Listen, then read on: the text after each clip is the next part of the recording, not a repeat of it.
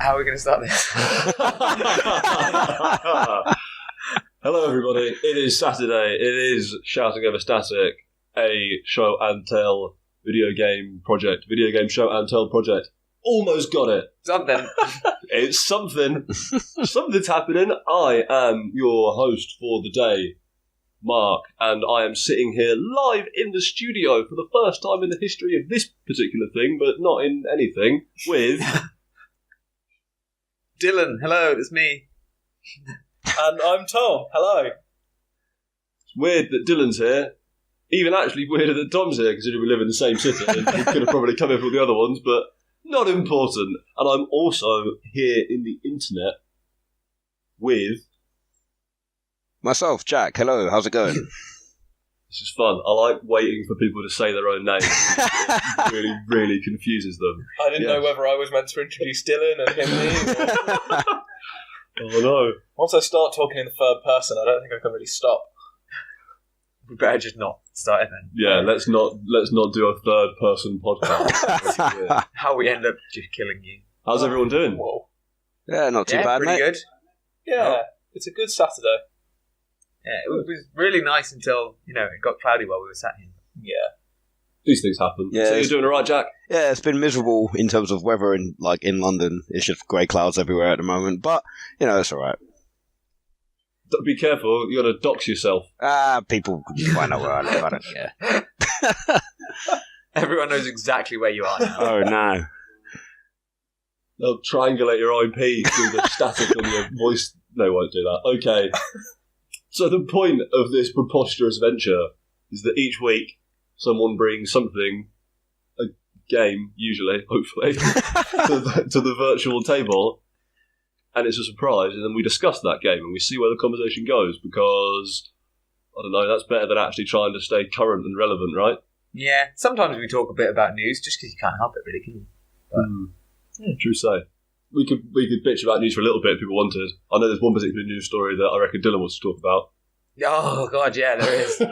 Maybe later. I think I can guess. Yeah, okay. Well, maybe we'll do that in a bit. But, Dylan, I believe it's your game. Yeah, so I struggled thinking I wanted a game that was, good at least. But It's a good criteria to use. I figured the typical ones that I'd be expected to go for. If you listen to the radio show, then you'll already know what those were, and that seems boring. Which Halo have you picked, then? Yeah, exactly. So I've decided for this one to go with Dishonored, because it's just one of those games that, similar to Halo and Titanfall and stuff, I play it and I just love it. So when I was playing it a lot, I wouldn't stop talking about it. And I think everybody I know who's played it likes those games, even if not everyone's finished it. It's... so I guess I'll give an explanation of what it is in case. Yeah, tell us about Dishonored. So you start. You're the royal guard of the Queen of. Oh, I can't remember the name of the place now. But you're Corvo. Dunwall, that's the one. Yeah. So you're Corvo, the royal guard, and some mysterious assassins come and kill the Queen, and everyone assumes it was you. So you escape and then do some killing to try and solve the killing. Yeah, that's kind of it. Murder begets murder in Dunwall. Exactly. And it's sort of semi-open levels, and then you go back to a base, whatever. But it's this game where you've got to take out the targets each level, and you can basically do it any way you want. So it's like you don't have to kill anybody in it. It exists in the lineage of System Shock and Deus Ex as an immersive sim, where you get given a whole bunch of skills and abilities and opportunities, and then get put in a huge world with 1,000 different ways to complete your particular objective. Yeah, exactly. And then told to just kind of crack on. And the whole they act as the sandboxes in the truest sense of the word, don't they? Yeah, and you see some of the things people do with this game, even now, still playing Dishonored 1 and stuff, and what that came out 2012. Yeah. People are still coming out with just ridiculous sort of killed, whatever you'd call it, combos or ways of doing levels. And using those abilities you've got quite an expansive range of stuff you can do, because it's got teleports and time stop and possess. You can possess people. You can possess people. Yeah. Possess fish. It's never ever tactically viable. Funny. No, I think there are actually a few levels where there's like a little grate in the pond or whatever, so it can get you in. But why bother? Always getting in with fish. But yeah, I think it's one of those sort of games that you can just have an incredible amount of fun playing. But also, the replayability on it is insane. I've played Dishonored 1 a fair few times through, just because with all the different awards and stuff you can do like high chaos, you get different endings for if you spend the entire time killing everyone. I got the bad ending. I got the worst possible ending, and it was really depressing. Did you kill everyone? Was that fun? Did you kill everyone, Mark? I took a real good stab at it, quite literally, as it happens. Yeah, and like that, it infects the environment and stuff as well, doesn't it? Like you get more rats and stuff like that coming around, and that's really fucking annoying. And more of those really sick people. Yeah. Yeah. So okay. So as is the best way to handle this particular podcast. What is everyone's history with Dishonored? Do you sort of talk a little bit about what Dishonored is, what it's all about for you? Yeah. Suppose that we get you're a big fan of it. Tom, you got any history with Dishonored? Yeah, I've got Dishonored 1. I've got that on the PC. Picked it up when it was on sale. It was really cheap, and it was totally worth the few quid I paid for it. It's often there for like a few pounds. Yeah. Steam sales, yeah. Yeah, it's like you say, it's just a sandbox. Like, you do a mission and you decide, hey, I'm going to go down this street, and then I'm going to teleport up onto this balcony, and I'm going to stab that dude or sort of make this guy go crazy. It's really cool. It's sort of one of those games where if you can think of a way to do something, there's probably a way in the game to actually make that happen. Yeah, definitely. It's got a really cool setting and mood to it. It's like Victorian, a little bit steampunky, isn't it? A little bit steampunky, but like there's like oil punk, isn't it? Everything's based on whale oil. Whale oil, yeah. Although the second one moves on to, because they're in a slightly different area, They go to like the Med, don't they? Yeah, and that's all wind powered, so there's still a bit of whale oil or something, but a lot of it is, instead of like taking out the whale oil tanks, you disable windmills and stuff like that. Like Corvo takes Benidorm. Basically. So what's your history with it, Jack? Have you played much Dishonored? I haven't, in fact. I picked it up, must have been a few years back when it was in a Steam sale, and it's one of those games that I think I picked it up when I had it on my PC, and I hadn't actually checked if my PC could run it, or if my laptop could run it, sorry. And then I got my PC, and I'm like, I'm pretty sure my PC should be able to run it quite smoothly, but I've just never Your PC better got be around able to run to it. I know what specs you've got on it, and it should. Yeah. I mean, like, it's just one of those ones that I picked up for my laptop, and I was like, actually, I've not checked if I can run it, and it said that I was below the minimum with my laptop. So I was below the minimum, and I ran it fine. Yeah. It's a surprise. The game runs surprisingly well on pretty bad stuff. It's got a pretty simple, I say simple, it's got a relatively undetailed art style. Yeah. So you can crack that resolution way down. It doesn't make it look like shit. Yeah. Like it actually still just kind of works. Like It's almost slightly cartoony, isn't it? It's still it's still a gorgeous game, but it doesn't look anything like. But in the similar vein of like Wind Waker and stuff, it's got a very I was thinking specific, exactly that. Yeah. Like the specific art style means that it looks beautiful because you're not expecting it to look like people. Yeah. Well, Scalable. It does, but yeah, exactly. But, Yeah, and I mean, the main experience that I have, I think it must have been sat down watching Mark play through some of it. it's a fun game to watch people play. Yeah, it's interesting to see how like all the different ways that someone can like kill someone, basically.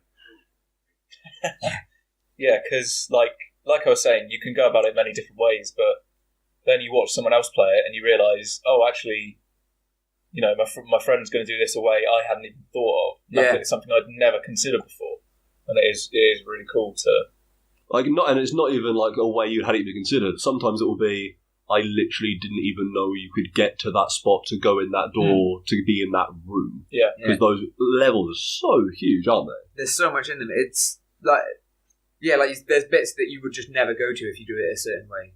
And because I know in one of the levels, in one of the quite early levels, there's essentially a whole extra side mission where you go in a mansion and find some stuff, and it's not part of the. It's not so you're in this place to go assassinate someone or stop them or whatever, and you get to a point, and if you go through these doors, you have to find, I think, like a rat dissection or something like that. and I don't think you need to do it, but I think I always have. But it's just you could easily avoid it. You could easily miss it because it's just a door on the side of the road. Oh yeah. It's like you go in and it's like a sort of a house with a few different floors in it, Yeah. and they're doing some science in a secret lab on the top floor, and there are some guards in there and like a maid, and it's just a whole section of gameplay that if you didn't happen to go in that door or like speak to one person on the other side of the map who says, "Oh, there might be something over here," Yeah. you would literally never ever go there. I But think it's you a need whole to speak- area. Yeah, exactly. It's because it's just that sort of detail. I think you need to speak to whatever the like old granny lady, right? Granny Rags. And she tells you to go there. Yeah. So there's so many of those little things, and I've seen one in particular of someone getting down from, I can't remember which level it is, but one of those ones where there's a big fancy building at the top of a tower or whatever, and to get down, they chucked someone off the top, froze time, jumped onto their frozen body, and like rode it down halfway so they didn't get full damage. Brilliant. And it's just like the fact that you can even do that and go these different ways that like I wouldn't have thought that that's possible. I wouldn't have thought you could freeze time and stand on dead bodies. But it's just like one of those games with all these different ridiculous ways to do things, and I think that's what makes me love it. I know Very you've played it systems as well. driven, isn't it? Yeah, I know you've played it as well, but I actually completed it relatively recently. Actually, it would have been just before. It would have been just before I started playing Destiny. I went back and I had like 3 levels left to go after playing it over summer, and sort of finished it off. And got the worst possible ending because I went all murder, all canned fish. That was my. That was I remember my. watching you play that. That was Yeah. my gameplay style was to kill everybody and eat all of the canned fish, which was because apparently my version of Corvo is like a kleptomaniac aquaphile. Is there a way that you can like get through the entirety of that game without killing anyone? yeah, that's Yeah. a challenge. No, you have to kill one person. Because, Okay. There's one that is you have to assassinate them. You can't do it not assassinating them. But other than that, you cannot kill anybody. So that's a weird thing, actually. So the game is all about choice, Jack. You're right. It is very much about, do you want to kill everyone? Do you want to not kill everyone? Do you want to sneak? Do you want to go loud and use your shotgun and all this other stuff? But also, for the main targets, it gives you can either kill them, or there's like a non-lethal way to get rid of them. For most of those non-lethal kills, it's way, way worse than just killing them. It's like where you can kill them, or you can send them to go and work in a slave camp in the northern wastes for the rest of their lives. Yeah. And you go, well, that's not really better. There's a really dark one in Dishonored 2, which is you can kill the guy, or you can. He's like a mad scientist, and you can kill the guy, or you can like destroy his brain. So he doesn't die, but he's just a vegetable. Just lobotomize the guy. Damn. Essentially, yeah. Wow. And I didn't because I was trying to do it the non like horrible way, and I got I didn't want to just kill him straight off, so I was trying to figure out what the next thing was. And it was like, okay, put him in this machine. Like, that's going to kill him, right? I don't want to do the kill, but there's no other option. What do I do? And that was it. That was the non-lethal way of doing it. It was quite dark, That is really dark. but also that level was really annoying, so I was quite kind of happy. Yeah, I think it's I don't know. It does a good job with its bad guys of setting them up. It's like, well, you don't have to kill them, but also these are all terrible pieces of shit. Yeah. Like it's like I think you briefly said it, Tom. It's like they make a really really interesting world and like setting to exist within, and they fill it full of little details and like the ability to read people's minds and little things like that allow you to get way more context on what's going on, so that then when it comes time to go and kill people, you could be like, well, I read his mind and he's a stinking piece of shit. I'm definitely going to murder that guy. Yeah. You need to stop thinking like that, Mark. That's where you get the bad ending. Oh, but so the thing is, right, the bad ending I didn't mind. But when you approach the last level, if you go into it with high chaos, then your buddy, who up until that point has been a really good friend, looks at you and is like, you're just as bad as the people we've come here to kill to end this war. I actually fucking hate you. Get off my boat. and then fires a flare and then just rides away and leaves you like starting the level in an alarm state, and he's really pissed off with you. Fuck. So like, yeah, it's the bad ending sucked, but it was the bit where the level starts with your only friend in the entire game going, "You're a prick," and that was really bad. Yeah, because I like that guy. Yeah. I've never done the high chaos ending because the first time I did it, I did. I think I just did it. I just ran through it, and if I had to kill anybody, I'd kill them. But then the second time I did it, I went no killing, no getting seen, like Ghost or whatever. Because there's awards for doing that kind of nonsense. It takes fucking forever. I'll bet. Because as soon as you get noticed, it's back to checkpoint. 20 minutes ago. But it's actually it's not too bad to sneak around in the first one because enemies don't look up, and there's a lot of up in that game. It's quite a vertical game. If you're on a balcony above them, they just don't care. You can always like crawl along overhead pipes and stuff, can't you? Yeah, or like sort of rails and lights and stuff, which is really cool because some of the levels are like proper sort of little cities, so you're jumping between rooftops and building. I love that game. Like eventually you get the ability to teleport really far, and also sprint really far and not make any noise. And also when you kill somebody, no matter what state they're in, their body disappears. And at that point, I literally just teleported down the level, murdering people, and just cleared the entire level out in like 3 minutes, and then just walk around picking everything up. Yeah, I'm pretty sure I remember watching you do that. I'm pretty sure I remember sitting down and just seeing you going around killing a lot of people and then just disappearing and being like, look, I can kill everyone because no one knows that I'm killing them. Yeah, like you could just make bodies disappear, and you can also teleport and also sprint without making any noise. And at that point, it's like, well, literally unkillable. It would be rude not to kill everyone. It's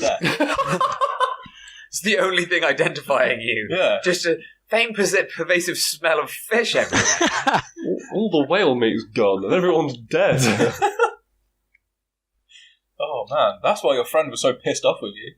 So you ate all the fish. That was my lunch, you bastard. Not only is there no one living in this city anymore, you've eaten all the fucking food. No, I left all the bread and the fruit. It's quite a fish-driven society, though. They're quite reliant on whale meat. They're very, very right.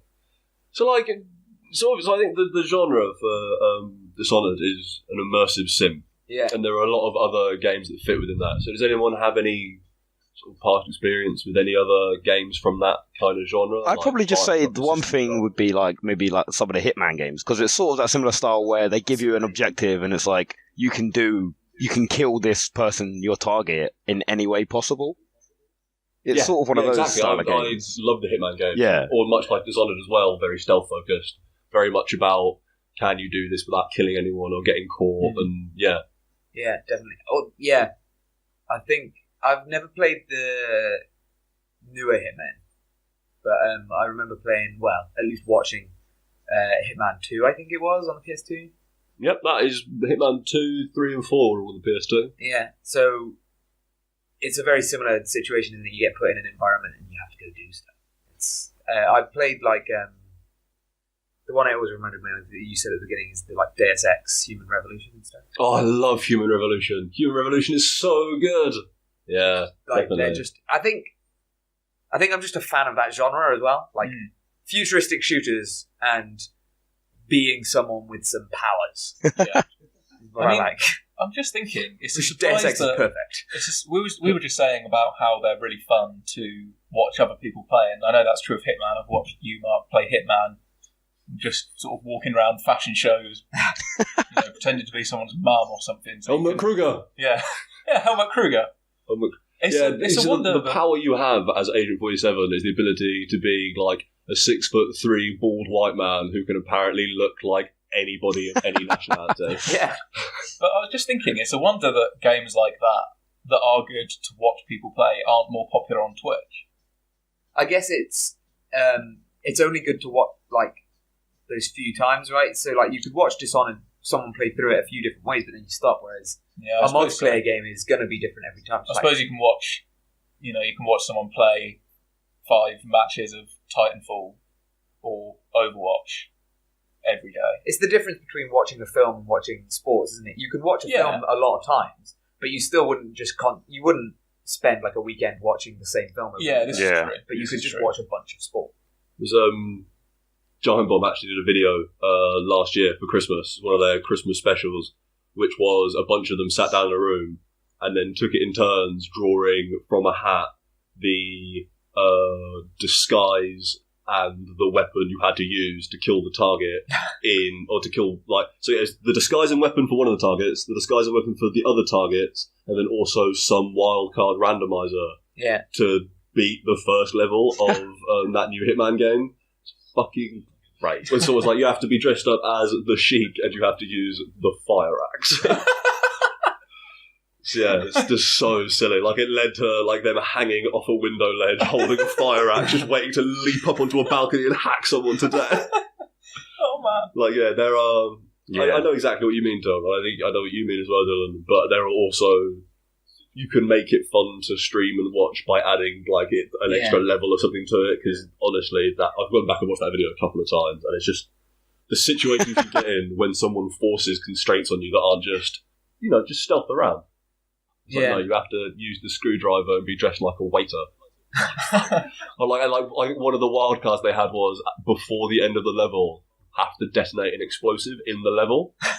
Which is then like, so even if that's not the way you choose to kill the target, at some point you just have to set all the alarms off and piss off all the guards by blowing something up. That's really cool. It's those games. A lot of, I think, what makes them fun is you say, "Hey, I'm going to do it this way." And then halfway through, your whole plan goes to shit and you have to improvise. And then it's, how best can I adapt to this new situation, which I've been thrown into? Yeah. I definitely think that's the most rewarding way to play them as well. Because I've definitely, like, in Hitman games, I love those games. And in all of them, I've done let's save scum and, like, constantly restart our way to getting, like, perfect silent assassin. But also the times when you just go, no, I'm just going to play this. And have to be more reactive and responsive is when it gets really emergent and you have to really push it. And like Dishonored is very much the same. Yeah. Which like you can save scum your way through it, but also there are other ways to do that. I always play my first playthrough of those sort of games. You just play it like that. You just do it and see what happens. And because otherwise, I think that's the best way to get the actual feel of the game. Because if you just keep replaying the same bits over and over again just to get a nice ending. Or just to get it the way, not even necessarily nice, just the way you want it to go. It has its own rewards, but I don't think it's the rewards of playing a game. It's the rewards of doing this challenge. And the first time you play those sort of games, you should probably play the game, other than challenge yourself to some ridiculous thing. Which is, like you say, it's really fun and it's good to do on those sort of things. And I think that's a part of why those games are so great, because you can. They give you the opportunity to just go back and completely change what you're doing, but it kind of ruins it if that's all you're doing with it, because you're not actually playing the game then. It's like if you went to Halo the first time and played, okay, I'm only going to use a pistol for the entire game. And also going to play it on Legendary because everything else is for pussies or something. Yeah. And it's like, I guess that's a better example, doing like like Lasso runs of Halo, which is Legendary All Skulls on, I guess. Yeah, the skull modifiers just make, your shields don't regenerate unless you punch enemies. And enemies are harder, they're like a tier above. They dodge everything, they throw grenades every half a second, it's that kind of thing, isn't it? And when you put all of those on, it makes it a real nightmare. Like, it's a challenge to do, but the Grunt birthday one's pretty good. Doesn't have a score multiplier. Yeah. But yeah, like, it's really fun to do, and I think it's worthwhile doing, but I wouldn't ever play Halo the first time like Lasso, because that's just you're not going to have fun, right? Yeah, exactly. It's like you said, it's the challenge is rewarding, but for a completely different reason than playing the game is rewarding. Yeah, exactly. And again, to be fair, some people probably that's what they want. Yeah. Some people don't want the game; they want the challenge, which is perfectly fair. But I think these sort of the immersive sims, they really provide an environment for actually getting that, like you can because of these different ways, and like picking something out of a hat. You couldn't really do that with FPSs or like FIFA. There's not so many ways you can change those games, but when you've got this game where there's so many different ways you could do just absolutely anything, the fact that you can pull something out of a hat and be like, okay, this is how you're going to play this game now. Yeah. And it actually provide quite a bit of entertainment. Is, I think, a testament to it. Yeah, shout out to Soundbox games. Yeah. They're pretty awesome. fun. Yeah. Unless it's like Crackdown, which gets boring really quickly. Oh no. Crackdown forever. I love love Crackdown, orbs. but I eat orbs now. you can play that game for like maybe a few hours, and then it's like, oh, okay, I guess I'll stop now. I guess I'll stop leaping buildings in a single bound. Yeah, especially they've got like Crackdown 1 at least. I don't know if Crackdown 2 does, but it's got this like cheat mode one where you don't have to do the campaign. You can just make yourself the best it can be if you want, and get like any car, which is really fun to do because the campaign in those games is shit. Yeah, it really is. But like it's fun for a little bit because you jump on all the buildings and blow up everything you can, and you go straight to the final bad guy because you can. Yeah, and then you're done. And it's kind of like, oh, okay. But so I guess sandboxes can go wrong. Yeah, whereas in Dishonored, if you had all of the abilities and weapons and tools that you can get at the beginning of the game, that would actually, it wouldn't break the game. It would probably make it more fun. Yeah, because there's probably different ways of doing it, right? Yeah. I know you haven't played Dishonored, Jack, so I'm literally about to talk about something that you're not even going to be aware of. But you know, in Dishonored, where you have to go to that masquerade party and you can meet that guy and duel him. Yeah. Yeah. So how did you two deal with the duel? I actually haven't got to that bit yet. Oh, okay. There's a guy at a party you can meet to go duel. How did you deal with the duel? I think the first time I did it, I just killed him. But I can't remember how I did it with the no-kill run. Maybe I ran away. So, you don't have to do it. You don't actually have to do that interaction if you don't want to. I remember doing the interaction, but I only remember doing it once, so I might have not done it in the sneaky one. So what I did was step paces, and then when they said turn round and shoot, I froze time, teleported behind him, and stabbed him in the face. And all his guards called me a witch, and then went, nah, and just wandered off. What? I know there's man. Because you can possess people, you can freeze time, possess them, walk them in front of their own bullet, so they kill themselves. I was going to say, if I was to do that, maybe I'd possess them and just get them to attack the crowd so that guards then subdue them. Maybe, something like that. Yeah, there is... Make it look so like much they've you can do gone in nuts.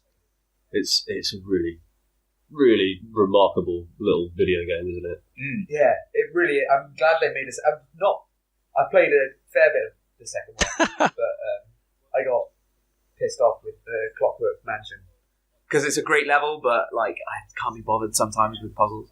Weren't you also attempting the Clockwork Mansion like right off the back of Titanfall 2 affecting cause? Yeah, like around the same time. Which is like, that's like, considering they kind of do the same thing. No, that's not affecting causes. Clockwork Mansion. I've not got to that bit yet because there's the same thing in Dishonored 2, but I don't think I've got to it yet. There's like the mansion you can go through that you time travel in. Oh, right. I thought that was the Clockwork Mansion. No, Okay. so Clockwork Mansion is like, well, at least I think it is. There's this big bad like scientist guy.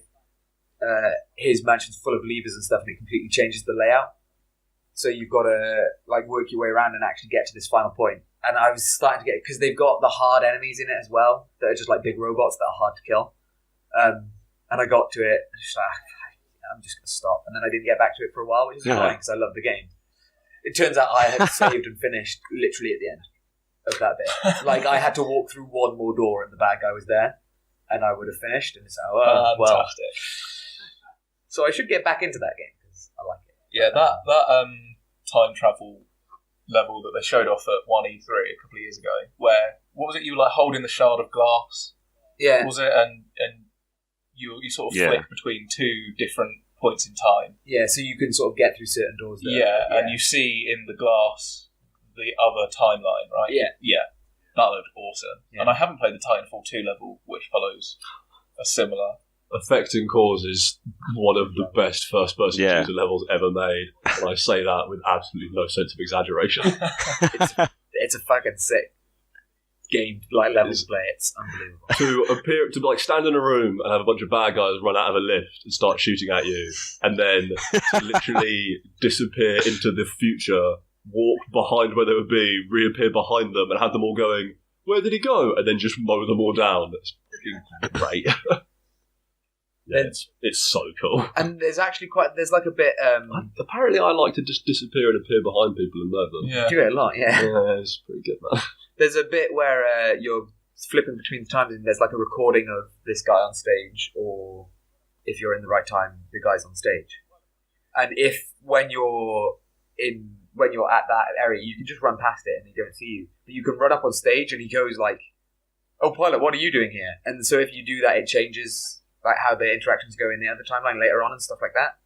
Cool. I guess the effect of course part. Yeah. But the fact that they thought about all this stuff as well. The fact that you can do it, because they could have just made it so you can't interact with them, right? Yeah. But they did. We're not just saying the phrase cause and effect backwards. The level is actually called Effect and Cause. Yeah. We're not just fucking that up. Oh man. Yeah, I need to get to that level in Dishonored 2, because at least I don't think I've done it. I might have done it ages ago and completely forgotten now, which would be sad. I don't think I have, though. But if I have, that means clearly Timefall did it. Because my understanding is that Dishonored 2 didn't sell particularly well. I don't think so, no. You never really hear anything talking about it, do you? Yeah, I think it was critically very well received, but I don't think it even sold as well as like the first one. That's quite interesting, because I thought the first one would be like a sleeper that gains popularity through word of mouth and then goes on to have a more successful sequel, like Titanfall 2. Yeah. But I'm surprised to hear that it hasn't. I would have thought that the lack of, the fact you don't hear much about it, probably, I assumed it just wasn't as good as the first one. But I don't think that many people even played the first one. Yeah, pretty much. It sold well because of, or it started to sell better because of like, get it so cheap on Steam sales. Right. So that's why Jack's got it. Yeah, exactly. Yeah, that's why I got it as well. Because I saw that it was cheap and that seemed like a cool game. Yeah. Sure. But yeah, I don't know actually how well it was ever received as a whole. So it's a shame though, because they really are great games to play. So it's sad that more people didn't pick it up. But they released like an extra thing recently. That's not DLC. Death of the Outsider. Yeah. I saw that in a shop the other day. So that's a standalone thing. I guess kind of like Blood Dragon. Yeah. It's just an extra thing. Like Dishonored 2.5. Yeah, exactly. My understanding is that it removes the chaos system and therefore is really, really fun to play because it doesn't guilt you for just doing what you want. Yeah. And like adds in a bunch of really different powers. Like the person you play as has like a really unique and diverse set of powers compared to basically any other person you have played as so far. Yeah. And then by taking away chaos, they literally just say like, free reign, go and just kill shit. Because won't penalise you for it. Isn't chaos like the sort of bar that determines whether you get a good or bad ending? From what I understand, it's like, if you start killing like people, karma, right? Start getting bad chaos and stuff like that. Killing people and like being seen and stuff, I think raises chaos. Oh, okay. And it affects the environment slightly. So there's like a whole plague going around, which is why the world is kind of a bit shit at the moment. And the more people you kill, the more rats appear, which carry the plague, and the more of those like zombie-esque dead, like not dead but really ill, so they're basically zombies. People are walking around, stuff like that. So there is an indicator in the game because you can use rats is to your advantage as well as being a detriment to like making the floor lava. You can kind of I think you can summon more of them if it's high chaos, which then eat dead bodies and kill people, which is pretty gnarly. Yeah, those rats are gross. Yeah, they're weird looking rats. They're like the size of a spaniel. Yeah, and they've got proper weird faces. Yeah. They are about the size of a spaniel. But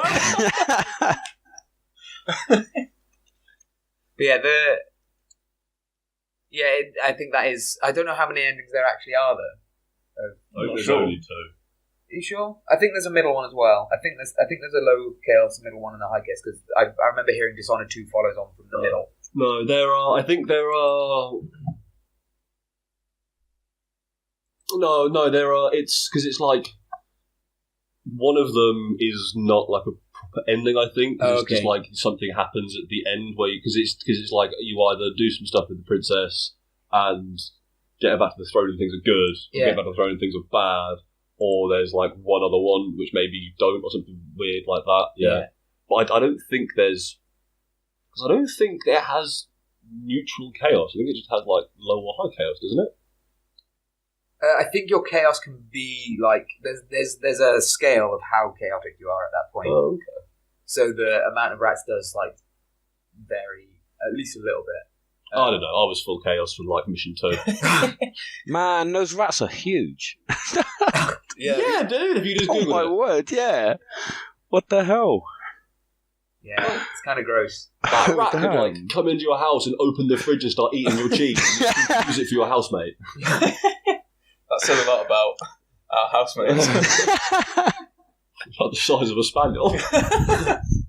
Yeah, they're so big because they just keep eating people. I have heard that people are the best diet. In the second one, I think they're replaced with flies, which is gross. Yeah, I remember seeing like the Just like Benidorm. Yeah. the cinematic trailers for that. There's all sort of like spores and fungus. No, that was The Last of Us. You got No, confused. I thought there was in Dishonored 2 as well. I'm just making a really bad joke. That's another single player game that I really need to finish. I've been like Yeah. the past 4 years I've been sidestepping spoilers for that game. Jack, do you remember when you spoiled The Last of Us for me, but didn't actually, and I was Yeah. really upset with you and didn't talk to you for a couple of days? I remember that. That's pretty reasonable. I just started playing it, and I was all like, so I'm about to spoil literally the first 20 minutes of The Last of Us. It starts before the world ends, and you and your daughter run out of your houses, everything's starting to get really bad, and then a stray bullet hits your daughter. Yeah. And it's pretty bad. And then it cuts to like 10 years later, and Joel's being all badass, and then you play the game, and that's like... And the game, I won't spoil the rest of it, because there is actually a load of good story in there. But pretty early on in it, when I was just walking around as Joel with Ellie, Jack just bowls up and is like, "Yo, yeah, doesn't she die?" It's like, what? Thinking it just spoiled like the big twist at the end of that game. But he thought that I was still in that opening bit where Yeah. totally does just die in like the first 20 minutes of that game. God damn it, Jack. So I was like, what the fuck, Jack? And then just didn't talk to him. Then he actually managed to, we resolved that one. Because I think he called his brother, who had actually played the game, was like, did I just spoil this game for this dude? But maybe she does. Maybe. I'll find out in like another 5 years when I voice that. I'll find out when in another 5 years when I finally finish that game. Or if you like watch any The Last of Us 2 information. Yeah. Because I've just been staying away from all that because I just don't want to know anything about it yet. But I was really determined to get through it at one point, and I was like, yeah, I've been playing this for several hours, a couple of days. Yeah. I must be sort of, in the back half of this game. Mark's like, oh yeah, you're still in the first quarter. You're still in the first season because it takes place over a year. Yeah. And it's like it I goes was from... still in autumn. It or goes whatever. it goes summer, autumn, winter, spring, and then the very last little bit is at the beginning of summer again. Yeah. From memory. Yeah. And So you I were still in summer. Yeah. So I think I got to the end of summer. And that was a damn good ending to that sort of act of the game. And then I put it down. I haven't picked it up again since. But Winter is one of the most incredible and harrowing video game experiences. It's like a solid 4 hours of gameplay that is just nuts. It's really good. Winter is... Yeah, you should play The Last of Us. It's really good. yeah, I mean, I've actually, from this conversation, I really want to go and play Dishonored more. Yeah, I always want to play Dishonored when I talk about it. It's so fun. I want to do that duel. Just find different ways of killing that man. Yeah, I want to do that now and try and come up with the most ridiculous way to kill that man. It would be cool if you could possess him, and then you could stop time, possess him, and put him in front of his own bullet. I've barely seen you can at least do that with guards. Yeah, I've seen you can do that with guards, but I don't know if you can possess that dude. I think you can possess any living thing. I think you can, because you can possess like targets. Once you've got that ability, Once you've got the ability, yeah. But I don't think there's any limit on the people or anything. I think it's just you start off with rats and then, because you stumble about when you possess them. The idea is that you've not got very good control, but you've got some control. I think that's one of the things in Death of the Outsider, one of the powers that the character you play as has, is the ability to possess people well. Yeah. And like to mimic their speech and stuff, and like go and talk to other people cool. as a character. I want to play that now. Yeah, do a playthrough of that. The whole thing, you possess a character. You have to be just this one random guy you see at the beginning. Man, that would be really tough. You have to play the entire game as a child. Oh man. As a rat. As a spaniel rat. I think all the possessions have like time limits, right? Yeah. Which is reasonable. But I think it's like you can possess people really well from like a distance or something. Yeah. So you can stand around a corner, possess a guy, make him just walk away from the door he's guarding, and then unpossess behind him and just walk through the door and like stuff like that. Like from memory, I think it's basically them going, no one's going to let us make a Dishonored 3 because this costs too much money and no one bought it, so let's just make the DLC expansion that have all of the craziest, weirdest, most game-breaking powers we possibly can. Yeah. Oh man, that's really sad that there's probably not going to be a third one. Because I don't think anyone played Prey either. No. Like, Prey No. also was incredibly well reviewed, but because it is just another immersive sim, and they already target such small audiences. Yeah. So I think Arcane has just had a rough, couple of years at this point. Which is sad because they're making good stuff, but Better than Fallout. Got a bone to pick with Fallout. Though, right? It's just a bad game. Fallout 4, I'm guessing. Fallout 4, yeah. I mean, I know you liked Fallout 3. Fallout 3 is great. well, Yeah. Because obviously, Oblivion is my second favourite game of all time. Yeah. And then Fallout 3 followed that, and then it was Skyrim, then Fallout 4. So off the heels of Oblivion, at the time I didn't enjoy Fallout 3 that much. Yeah. But then I've sort of, in recent years, I've come to appreciate it. And then Skyrim, again, I was like, oh, but it's not Oblivion. But then Fallout 4, I was just like, I can't move through this city and have 10 frames a second. They won't let me have both of those things. So, no. And also, it doesn't really add much other than the settlement or outpost building. I can't remember what they call it. Yeah, You can, they add that in, don't they? Yeah, and that's kind of shit as well.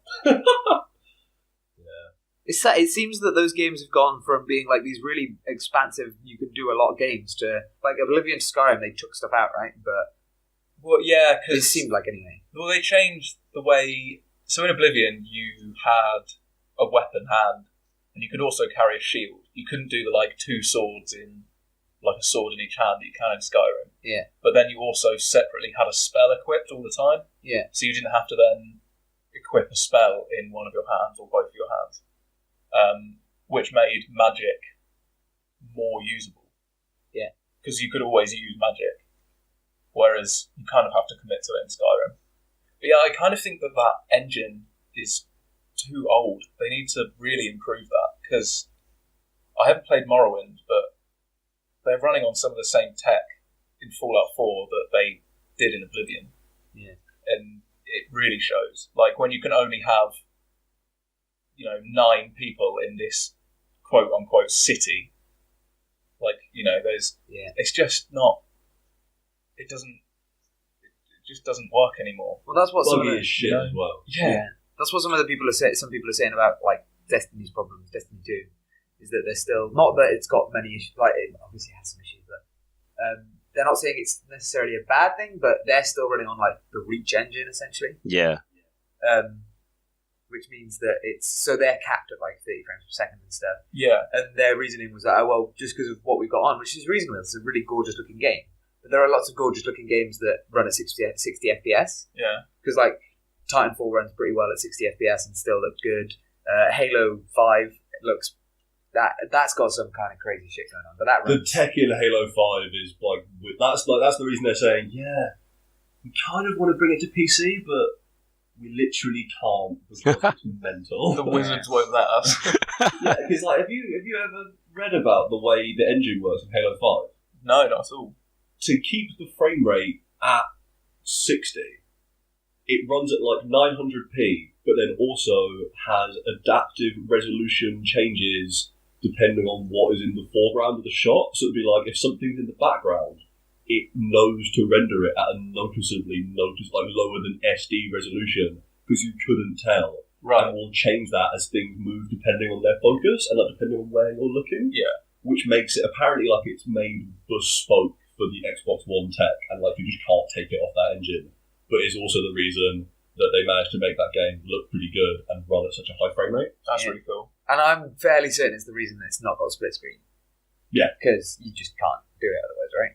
But I imagine they tried to put split screen in it, the Xbox One would just catch fire. yeah. Which is, I think, you need split screen in Halo because it's like that's what Halo's about, right? It's about playing it with someone, and then getting in an argument with them and saying "fuck you," I'm telling mum. Exactly. Like, and then you know, after dinner, going, "Do you want to play Silent Cartographer again?" But the answer is always yes to that question, by the way. Very good. And it's kind of sad because what they did with Halo 5 is incredible, and they're going to have to take that out for Halo 6. But I'm also glad that it's going to have split screen again. So I'm really split about it because I don't know which one I prefer. If I'd prefer that, like, just incredibly nice to play game, or yeah, I wonder how well Halo 6 will play at that point. Because they will have to make if it's going to be on this hardware, they will have to make concessions, won't they? Yeah, they're going to have to pick one or the other. Unless they have, like, they might end up having, for the Xbox One X, it's like, yeah, it's fucking sick. And then the Xbox One, it's like, it's still alright. Yeah. It's fine. It runs at 720. Yeah. It's just a 360 game. It's just a map pack for Halo 3. There you go, guys. But I don't think it'll be bad because, 343 have proved that they can do. Obviously, MCC came out fucked up, but they've sort of come forward with why that went wrong. Yeah, they've got finally 9 different engines. But it's not even that; it's that they just kind of made assumptions about how the Xbox One was going to work, and they got it wrong, and they didn't really test that. So they tested it a lot, but they didn't test certain things that they didn't really predict about what's going to happen with this game actually going out on a new console. So it all went wrong, and then it went so drastically wrong that it's been really hard to fix. But now they're actually coming around to fix it, and they've proved with, like, Halo 4 is a really well-made game. The multiplayer's a bit iffy, but it's not like it doesn't work. I am so sad that they gave up on the story in Halo 4. Yeah, the Halo 4 story is incredible. But everyone got all pissy about it, and they gave up on what could have been a really interesting trilogy that was like super introspective about Master Chief being like an old weapon for a new war and not being able to know his place in the current state of affairs. And instead everyone went, oh, it's really shit. So they made Halo 5 where the story is just like confusing and bland and just features To be fair though, they did it with Halo 2 as well. Maybe it's just how Halo works. I don't know. I think the story in Halo 2 is kind of brilliant. But that's because that came out when I think Halo 2 nostalgia plays a huge factor for us. Because Halo 1 was a tiny bit too early for us. Like, I played it, but it was still... Halo 2 was my first, like... 6. My game. Yeah. Exactly. Yeah. Like, but Halo 2 came out when it was... Me and my brother played that a lot. So that, I think Halo... Like, I love Halo 2, and I've said that to lots of people, but I understand it's the worst one. The multiplayer is the best, but the story is the worst one. The story's not even that bad. No, it's not just the ending to the campaign is pretty bad. Yeah. It's just that there are like 3 points in that game where you just have to keep doing the same shit, boring shit over and over and over again for like half an hour. Like, the thing that I always forget whenever I start playing Halo 2, and then you get to the bit where you're on Delta Halo as the Arbiter. Yeah. And you're just running around in the snow for like 45 minutes. Through, and it's like Library 2, even less colour this time. Yeah. It's so fucking dull. Yeah. I think they had the same issue with this, that like they split. I think they originally had Halo 2 and Halo 3 in one one thing and then they split it into two. I've heard Something they along always those lines. planned to have a trilogy, but the ending to Halo 2 was vastly different, and the planned rough idea for Halo 3 went in a completely different direction. Yeah. And then a load of stuff happened in the production of Halo 2, and they sort of cut the entire third act of the campaign out. You can tell. Yeah. It's just like, oh, we're just going to end right now. Come back in 3 years. Yeah. We'll finish the fight. But I think that's what happened with Halo 5 too. They've got very similar story issues. Yeah, the ending to Halo 5 is somewhat reminiscent to the just sharp. Because it's like, oh Halo look, 2 something days. cool's about to happen. Bye. Yeah. Does it have another fucking rhyming dandelion? Right. Oh, mate, Gravemind is fucking great. I love Gravemind. We should all speak in iambic pentameter. If only. I want to be a zombie beat poet, just like the Graveline. Oh man. Yeah, but sort of speaking of the campaign, what it could be for Halo 6, we've talked about this amongst ourselves before, but the Halo Wars 2, bringing that up to the current Halo main series timeline. It's actually after. Oh, is it? I think it's like 5 years after. Well, after Halo 5? Yeah, weirdly. Oh man. At least that's what I've heard. Yeah. But that might be wrong because also I think there's something about Cortana being involved. She's always involved. They just couldn't kill a character. Because She won't even keep out of my computer, the bitch. That's a gendered insult. I don't mean it. She's a fucker. Yeah, that's fair. They had a bunch of cannon fodder stuff with whenever they released the DLC, when they used to do that like monthly. They did cannon fodder too, and there was one of the cannon fodders was actual story stuff, like not just story about the things, but it was when they were introducing a bunch of grunt stuff into it, and they were like, "Yeah, Cortana's gone to the grunt homeworld and just like really Tom, do you want to do some given grunt them stuff? money." Sorry, I couldn't let that moment go. You were saying? She in this like tiny bit that really didn't get any much attention. She went to the grunt world, sort of went, I can give you better lives than the Covenant or whatever, and here's a bunch of like stuff to make things, because you're actually smart, but you've just been used as slaves for a while. Here's some big shoes to make you taller. Grunts are the same size as humans. They're like 5 foot tall, aren't they? It's just that Master Chief's like 8.5 foot tall. They're like 5.5. They're like they're the same size as the Marines, which is really Just weird. because they're boxy, they look small. Yeah, It's just Because they're wider than they are tall. basically. Master Chief is just so preposterously huge. Because he's already like 7 foot, and then his armour just adds like an extra foot on, doesn't it? Or something stupid. Ridiculous. Yeah. It stretches him out. That's really cool. That must have been Halo 4. That ending cinematic when you actually see Master Chief compared to normal humans. He's walking along the Infinity, and he's like 1.5 foot taller than all of the new Spartans.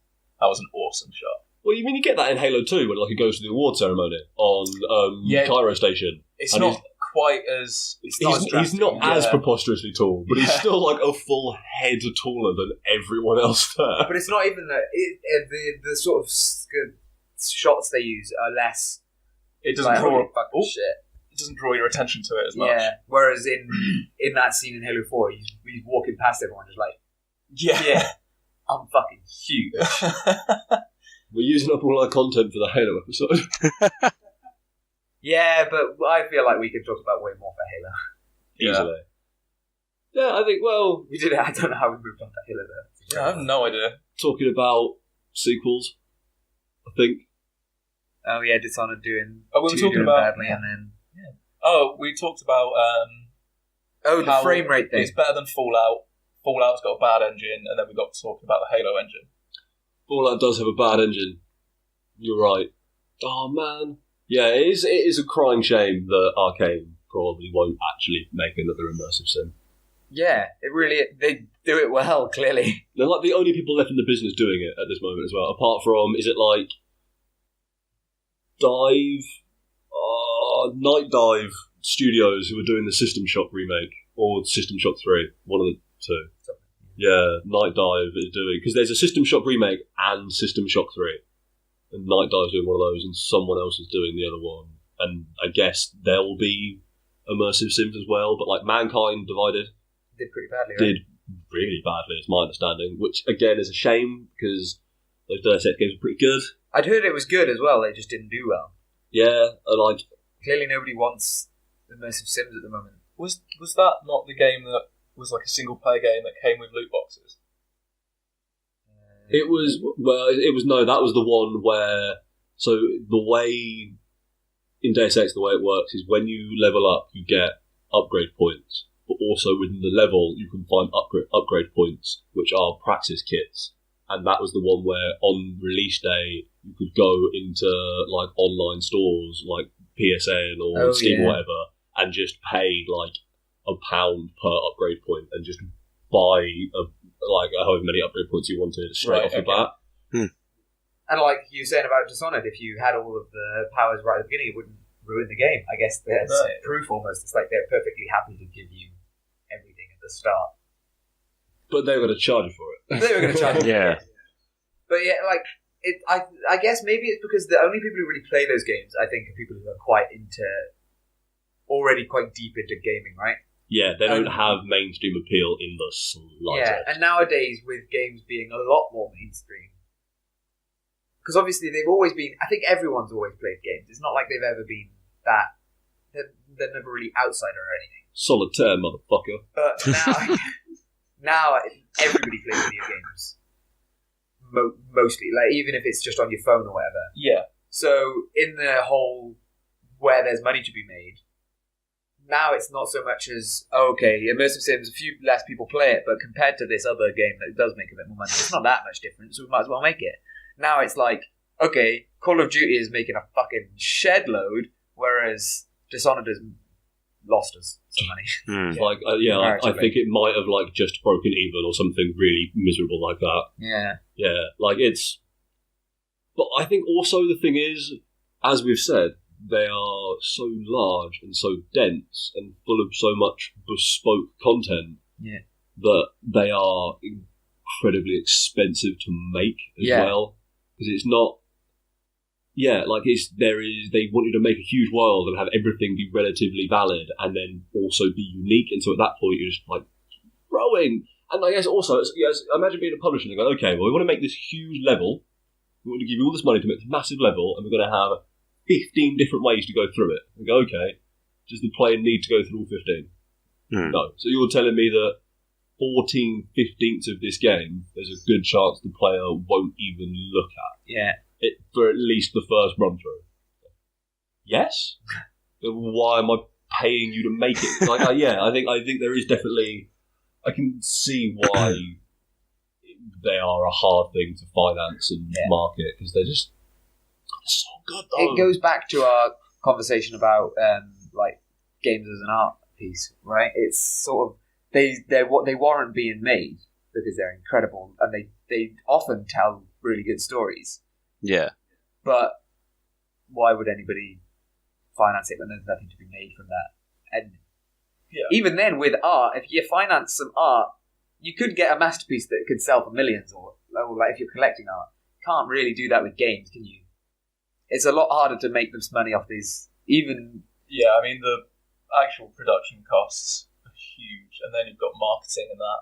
Yeah. It's you're still gonna. It's not like making a cheap art house film for a couple of million versus making a big blockbuster for a couple of 100 million. It's still going to cost you a shitload of money to make this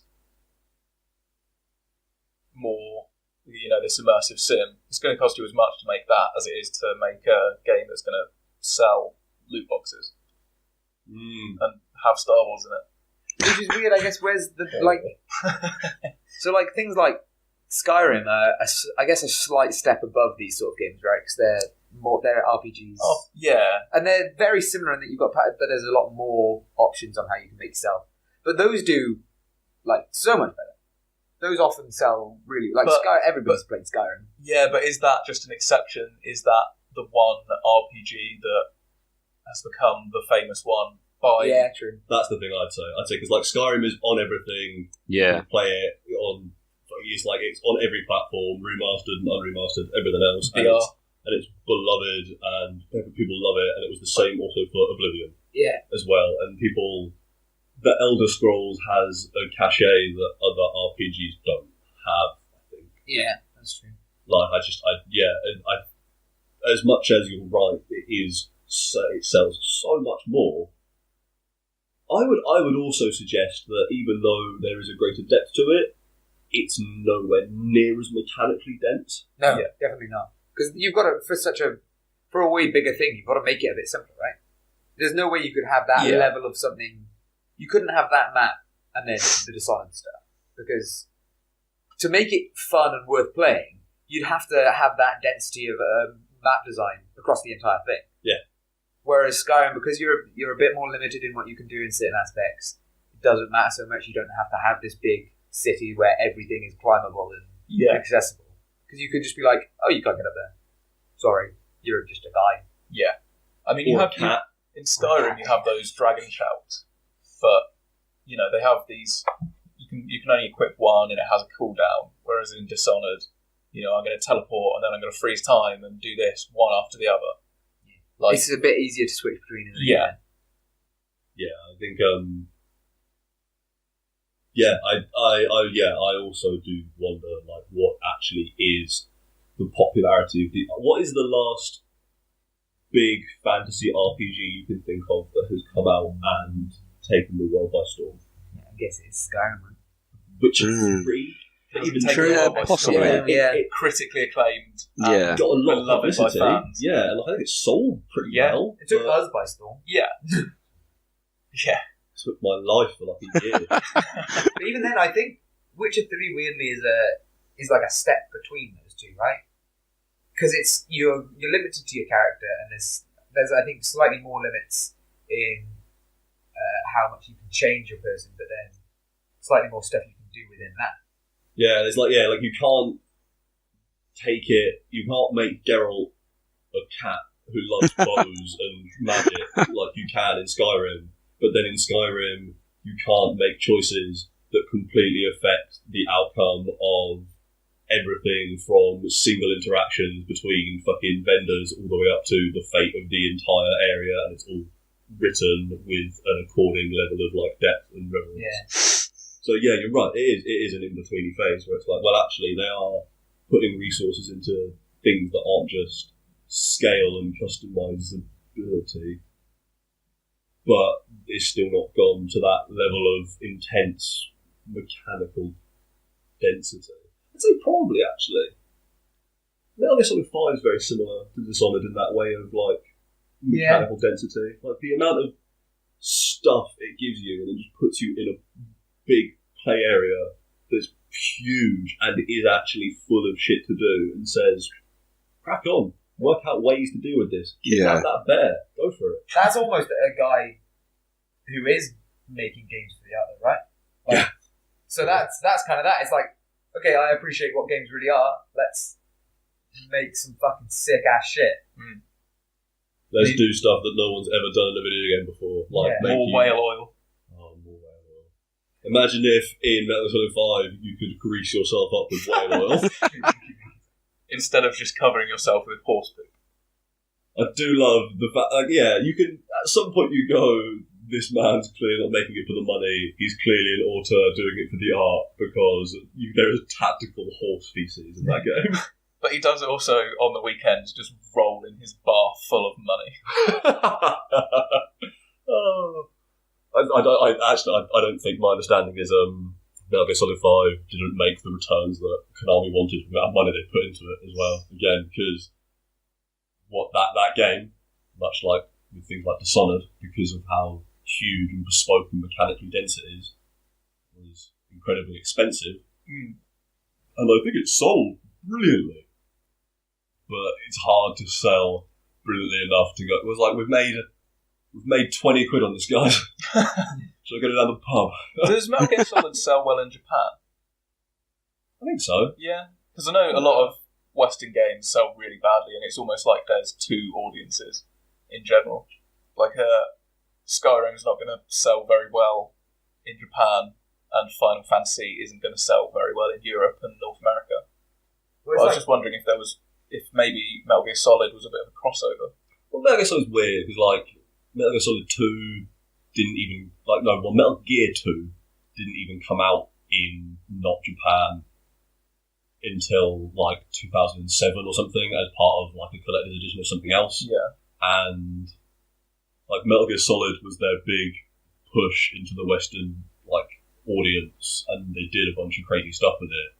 And those games have sold well in both territories, but they sell well in Japan because they are Japanese as shit. Yeah. And they sell well in other countries because they are made by a Japanese person who fucking loves 80s action films and just fills all of his shit with that. So it does have there is enough Western influence to it that it's not that it can hide how anime it is until it's too late. Basically, because I've met people who fucking love Metal Gear but don't like anime, and it's they're the same thing. Metal Gear is anime. There's a dude who's got the arm of his dead brother, the arm of his dead mate attached to his arm, and it sometimes possesses him, but not really, because maybe nanobots. That's anime as shit. I think people who don't really watch anime don't know what it is.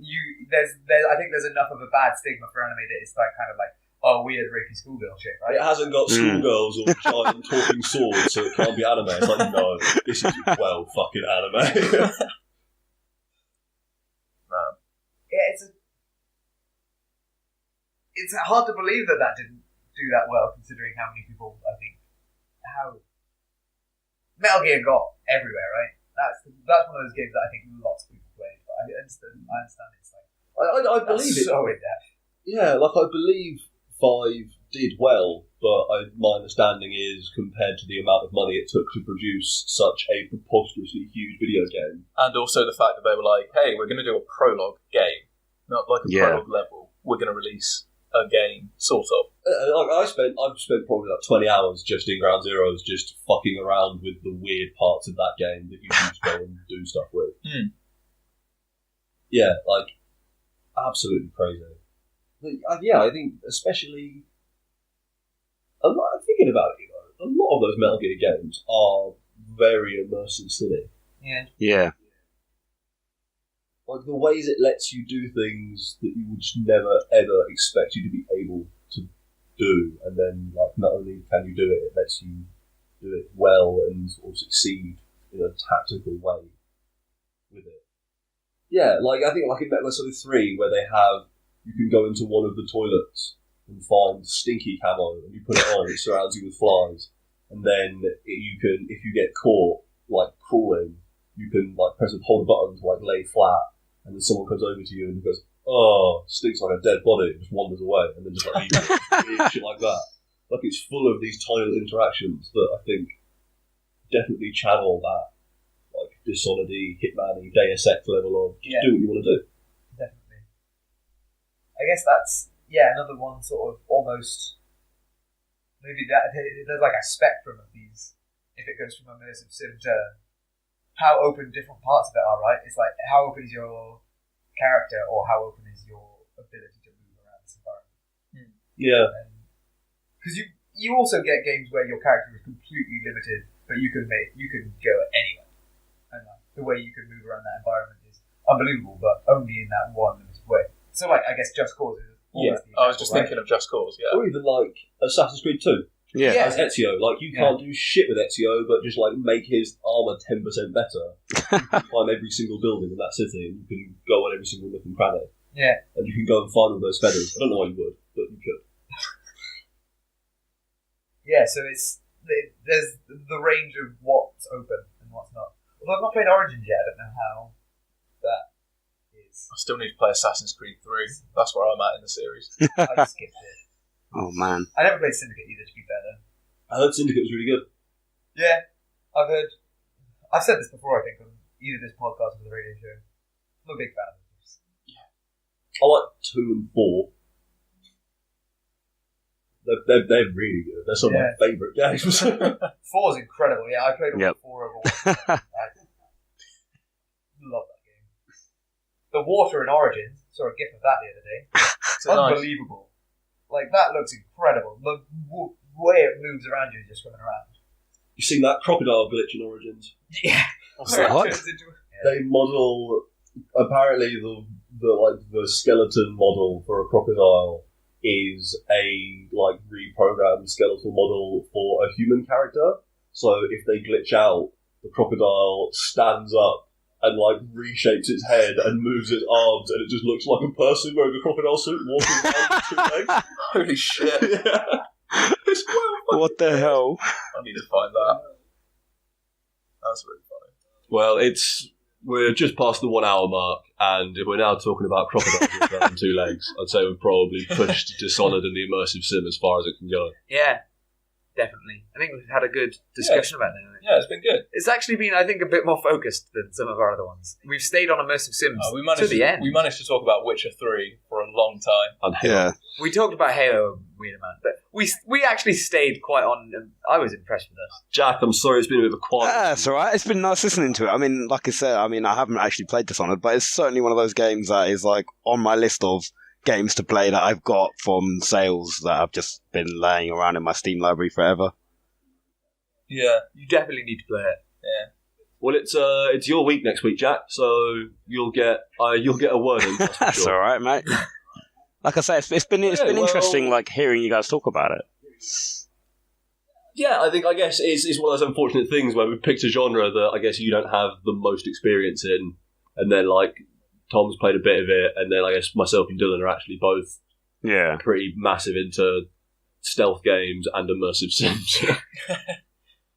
There's that. So they've actually put out some new Hitman content for that new one that I picked up. They put out the Game of the Year edition, which comes with a brand new campaign, which is like four new missions told in the same levels. But like, so with that game, they put out like reskins of the levels. So it's like this level at night with this going on, or this level at dawn, and they're also filming a movie there and stuff. So like basically cut up the levels and did new things with them. So my understanding is they put out a whole new like 4 mission campaign that uses pre-existing levels in new ways. And like for their Game of the Year edition, I think basically so that since they became an independent studio, they can get a bit of capital and get people talking about Hitman again before they start making 2, because they need to make season 2 of that fucking game. Holy shit. But yeah, I'm going to play that. That'd be really good. That's quite an impressive Game of the Year edition as well. Usually they're just like all the DLC. Yeah. There's not much reason to buy them. Yeah, so this Game of the Year edition is like all the training level, all 6 of the main levels, and their like summer blowout extra versions, whether at night or whatever.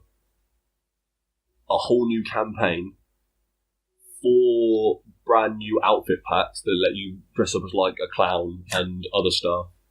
And then also they are restarting the full season of elusive targets. Cool. So if you've already done them, you won't be able to do it again. But from the beginning, they're going through all of them and reopening them. So they're going, okay, you now got 2 days. If you haven't done this one, you can try it again. Yeah. Or like, I think if you have completed it or you failed, you don't get to do it again. But if you never got to try it, you can try it one more time, which I think is that's the right way to go about that, isn't it? Considering that they have now become an independent studio, and I think they need people to be talking about Hitman again before they start up, and they need to get their capital in. Yeah, I'm very excited because there are some sick outfits you get for doing a certain number of elusive targets really, really well, and I didn't do that, so I'm going to see if I can actually get that. I think it's like he wears a cool hat. You really like hats, don't you? Fucking love hats. Where's my cool hat? I want a hat. Oh, it's a good hat. I saw one of those in the shop earlier and nearly got one. It's a good hat. I like to wear it like this, or like a Russian. This is great radio. Yeah. This is good for Jack as well. This is why we should never do this live, or we should at least do it when we're all video conferencing. Take a photo of it and make that the screen for the YouTube. Yeah, so... It won't make sense until the end.